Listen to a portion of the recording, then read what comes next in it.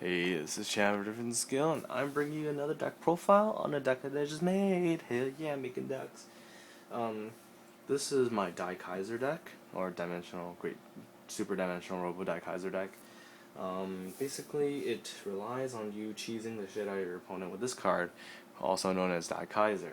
So, for those of you who do not know what DAI KAISER does, he has a grade 3 11k, and he's a break ride.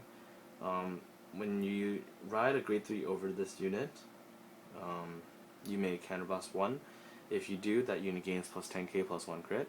And gains the ability, whenever you trigger a grade 3, or like until the end of this turn, when you trigger a grade 3, you may select one card in your opponent's guardian circle and send it to the drop zone. So essentially you can break their perfect guards with it, and it's really fun to do. So it makes blocking really awkward. So yeah, I play 4 of this guy, simply because, it's the core of your deck and you should play 4. So yeah, it's pretty straightforward deck, so I'm playing 4, a normal Dayusha. The reason why I play normal Dayusha is because I don't play a lot of or a lot of Dimensional Robo, so that I can always get the condition met, nor do I start with Go Yusha. So, yeah. For those of you who do not know what Dayusha does at this point, when he attacks and his power is 14k or greater, which is easily fulfilled with that Kaiser's ability, it gains plus 1 crit. So there you have a 3 crit Vanguard with no other conditions. Next I play 4 Enigman Storm, almost the exact same as Great Dayusha, except when you have Enigman Wave in your soul, it gains plus 1k, so it's 11k. And when this unit's power is 15k plus, at the start of your attack step, it gains plus 1 critical. So if you get the right chain, it's an 11k Dayusha, essentially, is what it does. Next we have 4 DAI Fighter. DAI Fighter is your 10k vanilla as a DAI unit, so it serves the role of being Goyusha bait. Play 4 Enigman Wave. Enigman Wave is a pretty interesting card. So what he does is, when you have Enigman Ripple in your soul, then it gains passive plus 1000, like all right chains do.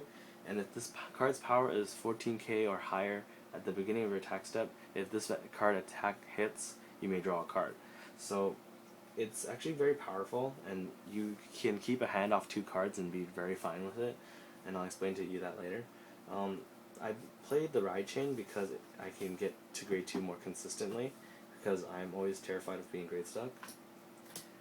4 Enigman Ripple. So when you play Enigman Ripple over the grade 0 Enigman Flow, you may search your deck. Yes, search your deck, not that top 7 bullshit. Search your deck for this card and add it to your hand. So it essentially always gets you it if you open with this card. Very, very good. So let's keep this right here. Next we have 4 Super Dimensional Robo Dailander. Dailander is a very good card. When you play it, counterblast 1, give 1 unit plus 4000. It doesn't have to be Dimensional Robo either. It's just Dimensional Police. So if you open your hand with Enigma Ripple and this, you essentially are in the clear, because you ride this, search for this.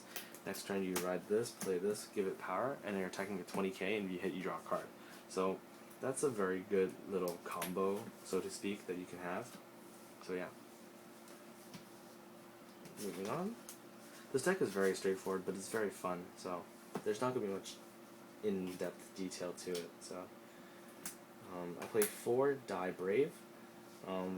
If you don't get to ride your ride chain and you get to ride this, at least you have something to look forward to, because when you remove this from your soul, your Vanguard gains the ability, if this unit attack hits, draw a card. Counterblast 1, draw a card. So it's not bad.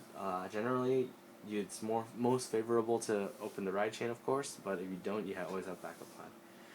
I play 1 Goyusha as not my starting Vanguard, but as just because I can. It's very unlikely that you'll do the play where you send 4 units, you have it on the field, you send 4 Dimensional Robos to Soul, you get a great DAI KAISER from your deck, and then you send himself and 3 other, and you get a Dayusha from your deck, and you break ride on the same turn on like a turn that you didn't have a DAI KAISER. Situational plays happen here. It's much more fun if you start with it and you play a dimensional robo deck, but I don't like that because it keeps me from being retarded. Trust me, if I was playing dimensional robo deck, I don't know how many times I read DAI KAISER onto the DAI KAISER. I'm just saying. Enigman flow. So when you write a grade 1 on top of him, the grade 1, you search for the grade 2. If you miss, you miss. It doesn't really matter. It's kind of whatever. 4 Die Battleless. This is a crit trigger. It's currently the only dimensional robo crit. And this one is Justice Cobalt. Another crit. Very simple. 4 draw, dimensional robo, and Optimus Prime. So very standard 8 crit, 4 draw, 4 heal. I'm not playing any perfect guards because hashtag YOLO. And yeah, I know I just said that, but essentially I don't play perfect guards because this deck is made so that if you don't win the turn you break ride, you lose anyways because you're going to be so flooded with grade 3s. Because I'm playing 12. I used to play 15, which is retarded.